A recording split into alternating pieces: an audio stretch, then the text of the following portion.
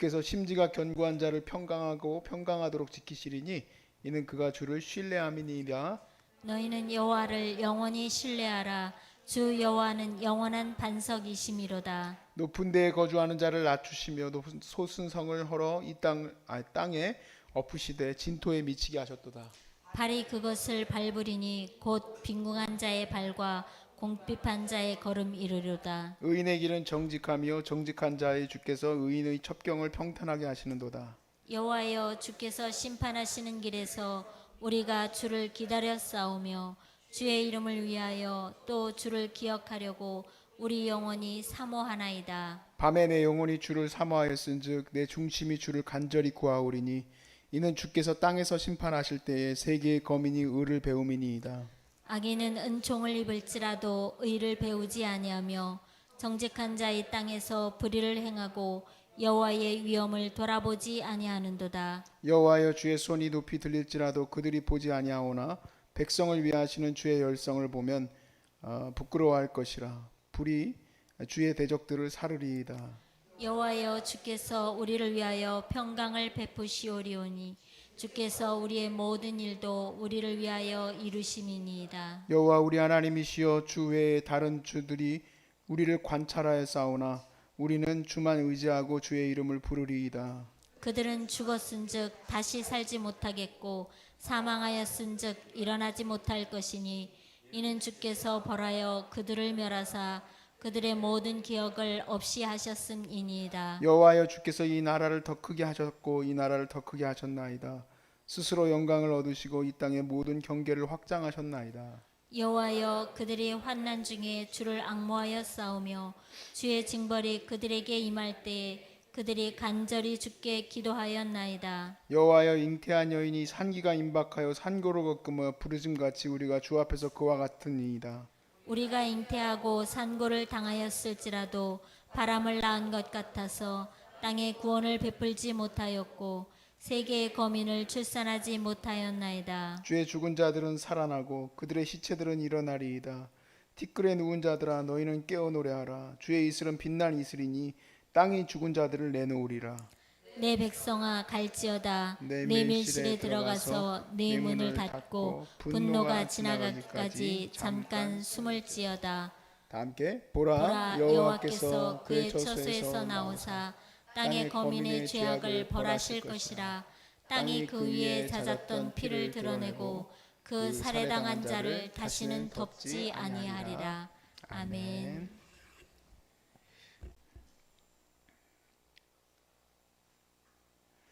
우리 삶에 어려움이 없을 수가 없습니다. 항상 문제가 있고 어려움이 있는데 여기다가 하나님의 진노가 심판으로 우리에게 또 같이 이렇게 다가오게 되면 정말 어떻게 감당해 나가겠습니까?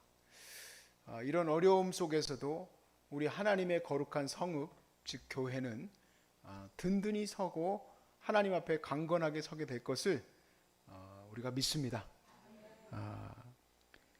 우리가 오늘 1절과 2절에서 보았을 때 하나님의 이 성읍이 바로 교회임을 우리가 함께 나눴습니다. 하나님의 부름받은 사람들 한 사람 한 사람이 바로 하나님의 완전한 성읍이에요. 이 성읍에 피하는 자는 가장 안전한 곳에 피한 것이 될 것이에요. 교회에 거하는 것은 바로 교회의 성도들을 통하여서 가장 안전한 곳이 될 거예요. 코로나 시대이든 아니면 무엇이 됐든 간에 6.25 시대든 무슨 시대든 다 교회를 통해서 하나님이 하나님의 백성들을 지켜나갈 것을 우리는 믿습니다. 자, 그런데 이 교회가 어떻게 해서 그렇게 강건하고 또 흔들리지 않는 성읍으로 세워질 수 있을 것인가? 그거를 오늘 3절부터 마지막 절까지 말씀을 통해서 나누려고 해요. 첫 번째, 교회의 이 초석은 바로 무엇인지 보십시오. 교회의 초석 3절에서 4절입니다. 주께서 심지가 견고한 자를 평강하고 평강하도록 지키시리니 이는 그가 누구를 신뢰합니까? 이 교회의 초석은 바로 주님을 믿는 믿음이에요. 주님을 믿는 믿음. 너희는 여호와를 영원히 신뢰하라. 주 여호와는 영원한 반석이심이로다. 교회의 기초는 당연히 하나님이어야 되겠죠. 근데 그 하나님이신 것은 그냥 우리가 그냥 이미지적으로 그렇게 돼 있는 거지. 진짜 각 사람들이 그 반석이신 하나님을 믿어야지. 견고가 굳건하게, 심지가 굳건하게 하나님을 향해서 뻗어 있어야지 되는 것이죠. 그러니까 곧 믿음은, 하나님을 믿는 믿음은 거룩한 하나님의 반석 되심의 이퀄 관계예요. 그렇게 돼 있는 거예요. 힘들다고 어렵다고 마음이 이쪽으로 가 있고 저쪽으로 가 있고 그러면 그 안에서는 아무도 평강을 누릴 수가 없어요. 왜 교회 안에서 사람들이 평안함을 얻고 나름대로 이 안에서 거룩함을 누릴 수 있는가? 그것은 바로 견고한, 심지가 굳건한 사람들을 통해서 이루어지는 것인 줄로 믿습니다. 자, 두 번째는 길에 대한 내용입니다. 이 교회를 향하여서 나오는 길, 아스팔트가 아니라 이 길은 의로움의 길이에요. 의로움의 길. 5절에서 7절 말씀해 보니까 높은 데에 거주하는 자를 낮추시고 소순성을 헐어 땅에 엎으시되 진토에 미치게 하셨도다. 발이 그곳을 밟으리니 곧 빈공한 자의 발과 곰핍한 자의 걸음이로다. 의인의 길은 어떻다고 되어 있습니까? 정직하며 정직하신 주께서 의인의 첩경을 평탄하게 하시도다. 자, 거룩한 성읍으로 우리가 이제 이미지를 또 다시 떠올려 봅시다. 이 거룩한 성읍은 아주 강력하고 흔들리지 않는, 절대로 흔들리지 아니하는 강력한 성읍이에요. 근데 이 성읍을 향하여서 가는 길이 울퉁불퉁해요. 그럼 들어갈 수가 없죠. 근데 이 성읍이 평탄해요. 평탄한 이유는 바로 의로움의 길이 되었기 때문에 그래요. 의로운 자를 하나님이 그들의 삶을 평탄케 하셔요. 그런데 교만한 자들, 높이 솟아있는 자들, 또 정맞아야 될 자들은 하나님께서 낮추시는데 진토에까지 낮추신다 라고 되어 있어요. 여기에 덧붙일 내용이 본문에 나옵니다. 바로 뭐냐면 고난이에요. 고난. 이 세상을 향하여서 하나님이 심판을 내리실 때에 그 심판 속에서 하나님이 하시는 일들이 오늘 이 본문에 나와 있어요. 8절에서 9절을 보세요.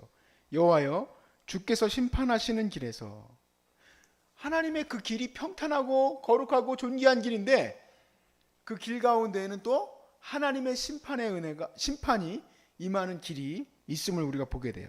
그래서 주의 심판하는 길에서 우리가 주를 기다려 싸우며 주의 이름을 위하여도 주를 기억하려고 우리 영혼이 사모하였습니다. 밤에 내 영혼이 주를 사모하였은즉 내 중심이 주를 간절히 구하오리니 이는 주께서 땅에서 심판하시는 때에 세계의 거민이 의를 배움이니이다. 하나님의 심판의 때에 세상에 있는 사람들이, 세상의 거민들이 하나님의 의로움을 배우게 될 거라는 거예요. 이게 옳은 일이 아니구나, 이게 바른 것이 아니구나 하는 것을 사람들이 깨닫게 될 거라는 거예요. 제가 오늘 정말 예상치 못하게 두 팀이나 상담을 했습니다. 근데 상담 내용은 똑같습니다. 차라리 제 얼굴이 컴퓨터라서 이렇게 뚝 누르면 계속 똑같은 얘기 했으면 좋겠어요. 아무튼 그렇지만 똑같은 얘기를 해드렸어요. 우리 여러분에게도 했던 얘기지만 암을 고쳐가는 데 있어서 단번에 고치는 건 없습니다. 오랫동안 암이 들어올 수밖에 없는 환경에 있었기 때문에 이제 낫는 과정도 지금 이제 물론 열심히 항암을 해서 어느 정도 암을 없애야지 이제 그 과정까지 가겠지만 암을 없애도 암을 없애는 게 아니에요. 이 삶의 환경과 이 마음의 태도가 하나님을 향해 있어야 된다. 그래서 뭐 자연에 관련된 거, 여러분이 그냥 편안하게 드시고 계시는 그 음식들, 그런 얘기들을 이제 같이 나눴어요.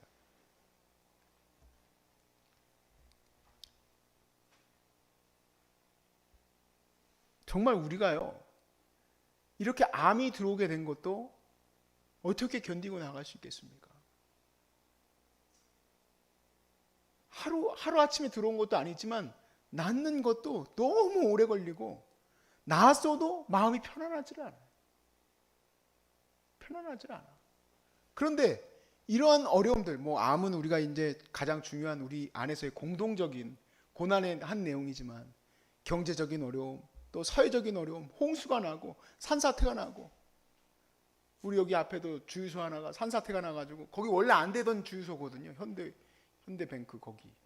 근데 거기 또 산사태까지 또 났어. 엎친 데 덮친 덕으로. 그 주인은 얼마나 힘들까? 제가 계속 기도했던 게 뭐냐면 저 사장님들 있잖아요. 우리 옆집에 여기 옆에 그 주택 짓고 있는 사람들. 하나님 제발 저기 무너지지 않게 해달라고 기도했어요. 저기는 지금 4년 5년씩 건물이 들어서지를 않아. 경제적으로 또 어려움도 닥치고 공사도 안 되고 문제도 생기고 분양도 안 되고. 근데 거기다가 또 문제까지 생겨보세요. 어떻게 그 사람들이 살아가겠어요. 근데 그런 어려움 속에서 사람들이 하나님의 은혜를 깨닫게 된다는 거예요. 어떤 사람들은 다는 아니고 하나님이 그들을 구별하시고 하나님 이것이 바르고 옳은 것임을 내가 이제야 깨닫습니다. 욥처럼 이제 주님 앞에 돌아오게 됩니다. 저는 참 신기한 분들이 예수 믿는 분들 말고 예수 안 믿는 분들이 어찌저찌 해가지고 소문 듣고 여기 와가지고는 열심히 주의 말씀을 듣다가 이분들이 하나님의 옳은 길을 택하는 거. 옳은 길이 뭡니까? 믿음의 길이죠. 그 믿음의 길을 깨닫게 되는 게 너무 신기해요. 왜냐하면 여기 오신 분들 중에 직분자도 있고 사명자도 있고 그런 분들도 있는데 제가 뒷목 잡고 넘어질 만한 사람들도 많이 있었어요. 막 욕을 했대. 욕을. 왜 나 이렇게 아프게 했냐고 하나님. 직분자고 사명자이신 분이. 예수 안 믿던 분은 와가지고 하나님을 온전히 믿고 정말 깜짝깜짝 놀래요. 막 산속에서 하나님 저기 막 하나님이 우리를 고치셨습니다 막 소리 지르고 우리는 하라고 하면 잘 안 하는데 정동님 또 와서 보세요. 그냥 제 설교 중에 하나에서 가상칠언 하나에 또 꽂혀가지고 그걸 보다가 보니 은혜 받아가지고 며칠씩 잠을 못 이루고 우리는 맨날 성경 보면서 아유 졸려 이러는데 그 의로운 자들을 하나님이 발견하게 하시고 이 심판의 길 위에 그런 자들이 하나님의 은혜의 성읍으로 돌아올 수 있게 해주신다. 그와 또한 반대로 오늘 본문에는 어떤 자들이 나오냐? 악인은 이런 어려움 속에서도 하나님의 의로움을 배우지 않는다는 거예요. 10절 말씀해 보세요. 악인은 은총을 입을지라도 뭘 안 배운답니까? 의를 배우지 아니하며 정직한 자의 땅에서 불의를 행하고 여호와의 위엄을 돌아보지 아니하느니라. 참 저도 그런 거 보기 싫어해요. 막 무슨 뭐 교회에 누가 뭘 잘못했네, 목사님이 무슨 문제를 일으켰네. 저는 그런 거 혹시라도 제가 무슨 뭐 여러 가지 검색하느라고 이렇게 하다가 그런 거 뜨면은 그냥 안 봐요. 가슴 아프니까 내 얼굴에 침 뱉는 것 같으니까. 근데 오늘 이 말씀을 보면서 예전에 제가 그 뭐 기사에 떴던 분이니까 알고 있었었는데 아주 그냥 뭐 교회 성도들이 데모하고 난리가 났더라. 지난 10년 동안 교회 성도들을 성추행했던 목사가 그냥 뭐 그렇게 하고 또 사역을 하고 있는 거예요. 그래가지고 당신은 구원받을 수 있다고 생각하느냐 막 그러면서 피켓 들고 왜냐하면 너무 많은 여성들이 추행을 당했으니까 거기에 대해서 피켓 들고 있는 것들을 보았어요. 아주 그냥 오늘 말씀에 딱 맞는 사람인 것 같아요. 이 팻말에는 목사라고 딱 써 있지만 악인이죠. 하나님이 은혜를 주신 것이 오히려 올무가 돼요. 그런 어려움 속에서 깨닫고 하나님 앞에 돌아와서 무릎 꿇고 하나님이 나를 살려주셨습니다. 하나님이 나의 생명의 모든 것을 주관하십니다 하고 고백하는 사람들이 있는 반면에 어떤 자들은 악한 자들이 의인의 텃밭에서 더 악을 저지르고 있다라고 본문이 고발하고 있습니다. 사실 그런 모든 것들 속에서 그런 어려움 속에서 우리 하나님의 백성들, 의로운 자들, 예수 그리스도를 믿고 그 믿음 안에서 온전히 나아가는 자들이 얼마나 정말 이 환난의 때에 그 사람들을 바로 세워보려고 예수 믿게 하려고 얼마나 우리가 힘을 씁니까? 정말 안타까워요. 어떨 때는 그 어떤 권사님이 예전에 교회 섬기던 교회에 권사님 아들이 경제가 무너졌습니다. 사업이 실패했어요. 사업이 실패해가지고 제가 똑똑똑똑 문 두드리고 들어갔더니 아주 저를 보기도 싫어하고 벌레 보듯 하고 대우하고 싶어 하지를 않아 하시더라고. 아유 또 교회 목사 왔구나 하고 어머니는 권사님은 막 그때 같이 신방하고 기도하는데 막 울어요. 목표가 뭡니까? 우리 아들 좀 장사 좀 잘 되게 해주세요. 그게 아니에요. 이 모든 환난 속에서 이 하나님의 심판의 이 길 위에서 하나님 만나게 해주세요. 예수 믿게 해주세요. 자기 아들이 며느리와 이혼했는데 정말 폐인이 됐어, 폐인이. 그런데 그 폐인된 그 아들이 다시 장가 재장가 잘 갈 수 있게 해달라고 기도하시는 권사님 내가 본 적이 없어요. 그런 모든 환난 속에서 누구 만났으면 좋겠다고 생각하느냐? 하나님 만났으면 좋겠다는 거예요. 예수 만나가지고 믿음으로 일어나야 되는데, 저나 오늘 많은 환우들 중에서도 많은 그 분들 중에서도 많은 분들이 전화는 오지만 오지 않는 이유는 뭐냐면 자기 삼촌이, 자기 아는 분이, 내 친구가 예수는 안 믿는데 지금 이때 소중한 사람들 와서 주님 만났으면 좋겠어요. 우리 주님 좀 만났으면 좋겠어요. 지금 이런 때, 이 환난의 때 그 얘기를 해요.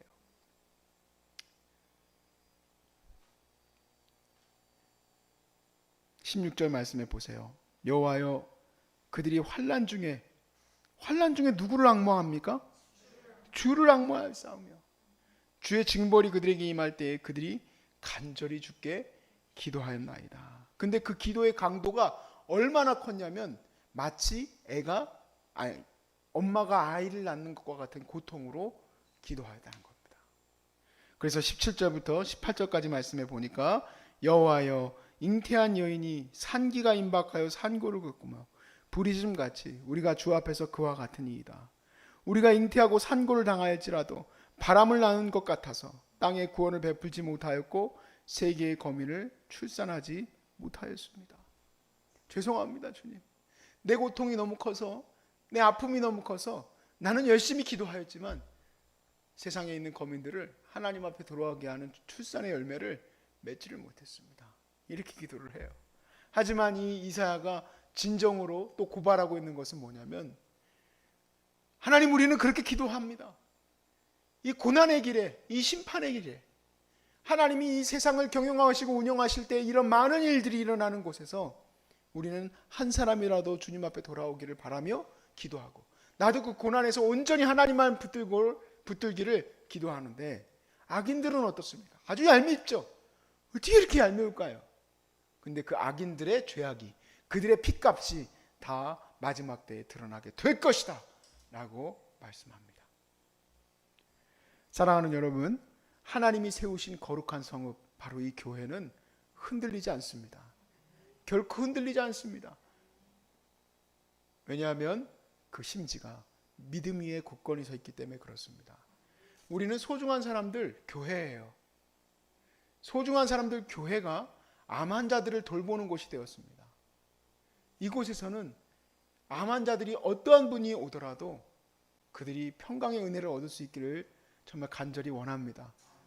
그리고 그 누군가가, 정말 저에게 전화 오는 그 누군가가 예수도 믿지 않고 암으로 인하여 세상을 원망하고 괴로워하는 그 누군가가 이곳에 와서 의로움을 배우게 되고 옳은 것이 무엇인지 깨닫게 되고, 내가 세상에서 살 때 암에 걸리기 전에는 돈이 최고인 줄 알았는데 예수 믿는 것이 최고구나 깨닫게 되는 그 하나님의 거룩한 성읍이 될 수 있기를 여러분 같이 기도해 주시기를 주 이름으로 축복합니다.